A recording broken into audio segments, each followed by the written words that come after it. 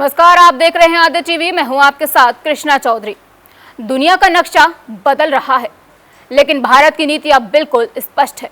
आतंकवाद पर ना कोई समझौता, ना कोई नरमी। चीन के किंगदाओ में हुई शंघाई सहयोग संगठन यानी एससीओ की बैठक में भारत के रक्षा मंत्री राजनाथ सिंह ने पाकिस्तान और चीन को उनके ही घर में करारा जवाब दिया। आतंकवाद के मुद्दे पर उन्होंने जो शब्द कहे वो सीधे दिल और दिमाग पर असर करने वाले हैं।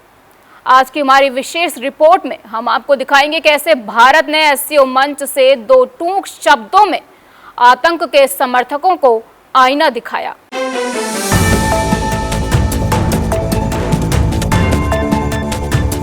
चीन के खूबसूरत समुद्री शहर किंगदाओ में जब शंघाई सहयोग संगठन के सदस्य देशों के रक्षा मंत्री एक मंच पर इकट्ठा हुए तो सबकी निगाहें भारत के प्रतिनिधि पर थी। राजनाथ सिंह, भारत के रक्षा मंत्री, अपने संकल्प और रणनीतिक दृढ़ता के साथ इस मंच पर पहुंचे। एयरपोर्ट पर भारत के राजदूत प्रदीप कुमार रावत ने उनका स्वागत किया और इसके बाद चीनी रक्षा मंत्री एडमिरल डोंग जून ने व्यक्तिगत रूप से राजनाथ सिंह का अभिनंदन किया। बैठक में पाकिस्तान के रक्षा मंत्री ख्वाजा आसिफ भी मौजूद थे, लेकिन राजनाथ सिंह ने किसी कूटनीतिक भाषा का सहारा नहीं लिया।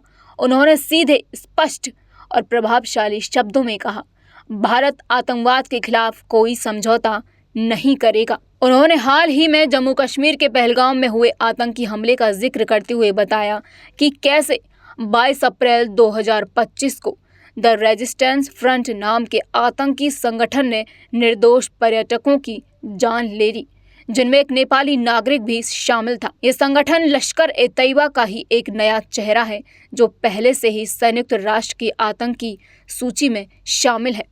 राजनाथ सिंह ने एससीओ मंच से ऑपरेशन सिंदूर का भी जिक्र किया, उस कार्रवाई का जिसने दुनिया को ये दिखा दिया कि भारत अब आतंक का जवाब उसके घर में घुसकर देता है। निर्दोषों का खून बहाने वालों को बख्शा नहीं जाएगा। कुछ देश आतंकवाद को अपनी रणनीति का हिस्सा बना चुके हैं। अब ये दोहरा रवैया और बर्दाश्त नहीं किया जाएगा।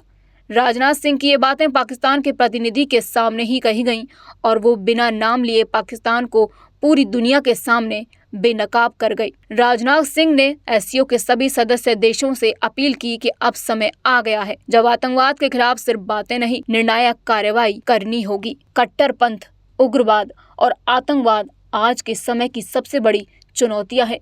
शांति और आतंकवाद साथ साथ नहीं चल सकते। उन्होंने एससीओ से आग्रह किया कि जो देश आतंकवादियों को पनाह देते हैं उनकी खुलकर आलोचना की जाए और उनके खिलाफ कड़े कदम उठाए जाएं। अपने संबोधन के अंत में राजनाथ सिंह ने भारत की प्राचीन सोच का जिक्र करते हुए कहा कि सर्वे जना सुखिनो भवन्तु, यानी सबका कल्याण हो। उन्होंने कहा कोई भी देश कितना भी बड़ा क्यों ना हो, वो अकेले वैश्विक चुनौतियों का सामना नहीं कर सकता। सहयोग, संवाद और समन्वय ही एकमात्र रास्ता है। इस यात्रा की एक और खास बात यह है कि मई 2020 के भारत चीन सीमा विवाद के बाद ये किसी भी वरिष्ठ भारतीय मंत्री की पहली चीन यात्रा है। राजनाथ सिंह की अपने चीनी और रूसी समकक्षों से द्विपक्षीय बातचीत भी संभावित है, जो आने वाले दिनों में भारत की रणनीतिक स्थिति को और मजबूत कर सकती है।